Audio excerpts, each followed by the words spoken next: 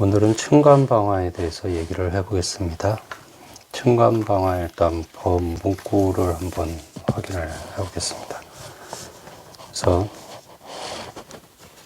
건축법 제 49조 건축물의 피난시설 및 용도 제한 등에 관한 법에서 방화구획은 국토교통부령으로 정한다 라고 되어 있습니다.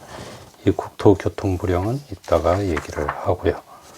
그리고 이제 건축법 시행령 제46조에 보면 주요 구조부가 내화구조 불연지로 된 건축물로서 연면적이 1000제곱미터를 넘는 것은 국토교통부령으로 정하는 기준에 따라 다음과 같고의 구조물로 구획 이하 방화구획이라고 하여야 한다 라고 되어 있습니다.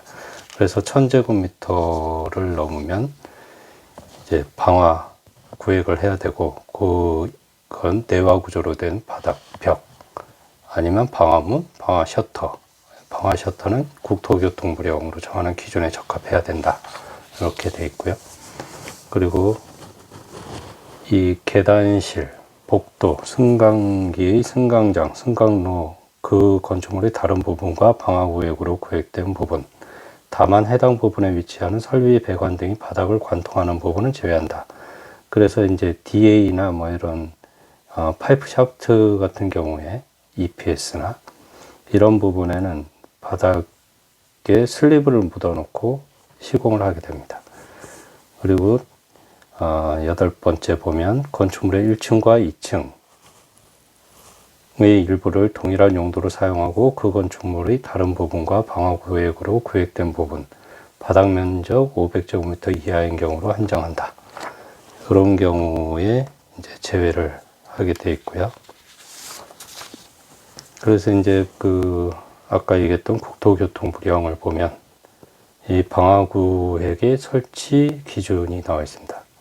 10층 이하의 층은 바닥 면적 1000제곱미터 스프링클러 기타 이와 유사한 자동식 소화 설비를 설치한 경우에는 바닥 면적 3000제곱미터 이내마다 구획할 것. 10층 이하는 1000제곱미터마다 구획을 하는데 스프링클러가 되어 있으면 3000제곱미터까지 완화를 해주는 거죠. 그리고 매 층마다 구획을 해야 된다. 다만 지하 1층에서 지상으로 연결되는 경사로 부분은 제외한다.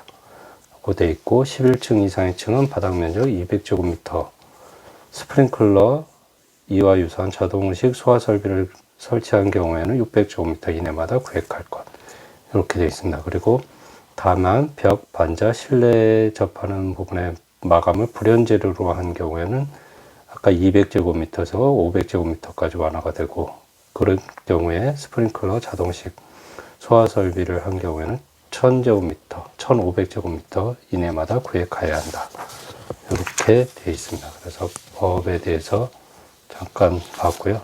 그래서 그걸 이제 얘기를 해보면, 일단 방화구획은 연면적이 1000제곱미터, 1000제곱미터 이상일 경우에는 해야 한다고 되어 있고요. 그리고 이제 방화구획이 10층 이하일 경우에는 이 건물이 10층 이하입니다. 그래서 10층 이하의 층,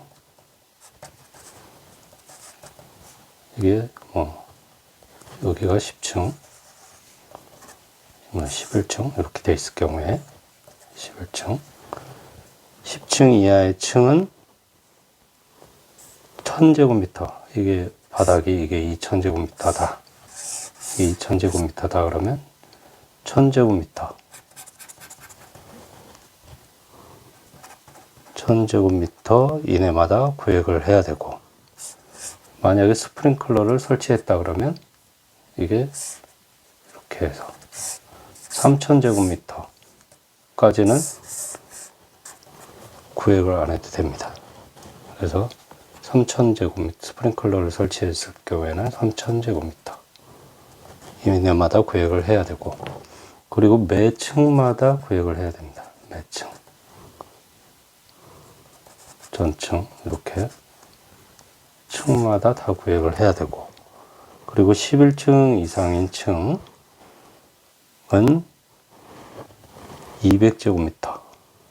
200제곱미터마다 구획을 해야 됩니다. 요게 200제곱미터마다 구획을 해야 되는데, 스프링클러가 이게 내화 구조로 된 경우에는 500제곱미터, 스프링클러가 설치된 경우에는 이게 1500제곱미터까지 완화가 된다는 뜻입니다. 그래서 이거를 이제 상가나 이런 데 보면 이렇게 오픈이 된 구간들이 있습니다. 그래서 이렇게 돼 있을 수도 있고, 뭐 한 개 좀 더 뚫려 있을 수도 있고, 이렇게 이 중정이나 이런 부분이 뚫려 있죠. 그러면 여기서 불이 나면 이렇게 올라가게 되어 있습니다. 그래서 이런 부분에 보통 방화 셔터를 떨어뜨려 줍니다. 그래서 평면으로 보면 이렇게 오픈이 되어 있고, 그리고 뭐 이런 데가 뭐 복도로 되어 있겠죠. 복도로 되어 있고, 매장들이 이렇게 있을 겁니다. 복도, 뭐 홀이 이렇게 클 수도 있고, 매장들이 이렇게 있으면 이 부분에 기둥이 있든지, 뭐 기둥이 없으면 일부 구조물이라기보다는 이제 이 파이프 기둥을 세워가지고 여기에 방화 셔터를 이렇게 떨어뜨리게 됩니다. 자, 이렇게 방화 셔터가 내려오는 구간입니다 라고 써 있는 부분이 바로 이런 부분이 되겠습니다. 그리고 여기에 만약에 계단이나 에스컬레이터나 이런 게 있다 그러면, 자, 이렇게 올라가고 이렇게 내려가고, 그러면 이 부분에 내려오는 부분이 뭐 이렇게까지 돼 있으면 못 내려오겠네요. 뭐 이렇게 해서 이 부분에 예전에는 이 셔터에 출입문이 포함된 출입문이 이렇게 돼 있죠. 이렇게. 그래서 이게 탁 열리게, 여기 비상구라고 써 있고요. 이런 것들 이제 가끔 내려와 있는 뭐 저녁에 닫은 상가 같은 경우에 이렇게 된 비상구라고 써 있는 이 셔터들이 이렇게 있는 걸 보신 적이 있을 겁니다. 그래서 이걸 일체형 방화 셔터인데,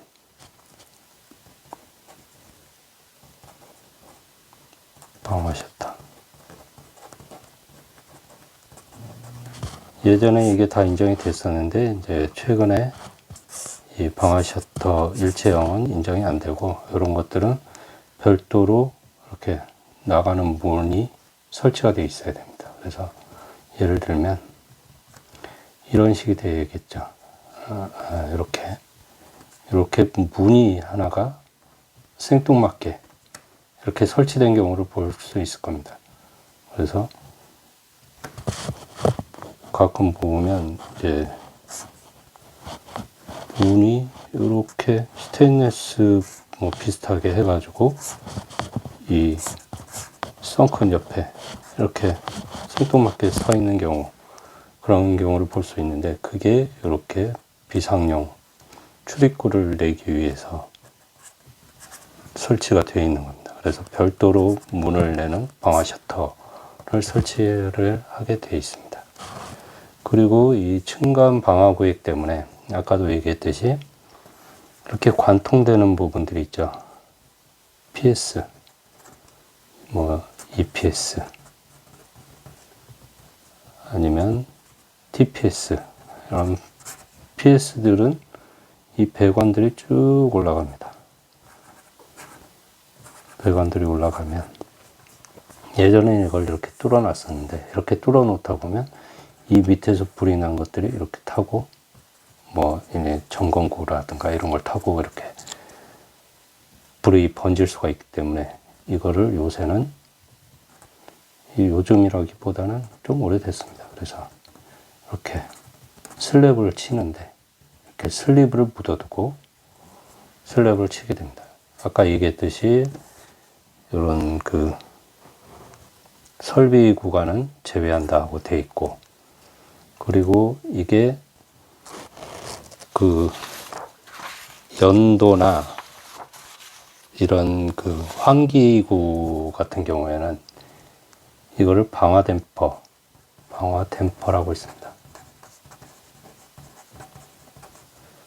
환기가 돼야 되기 때문에 방화 댐퍼를 통해서 이게 불이 나면 탁 닫히는 구조로 이제 만들 수가 있습니다. 그래서 방화 댐퍼를 설치하는 경우가 있고, 그래서 이렇게 층간 방화를 한다.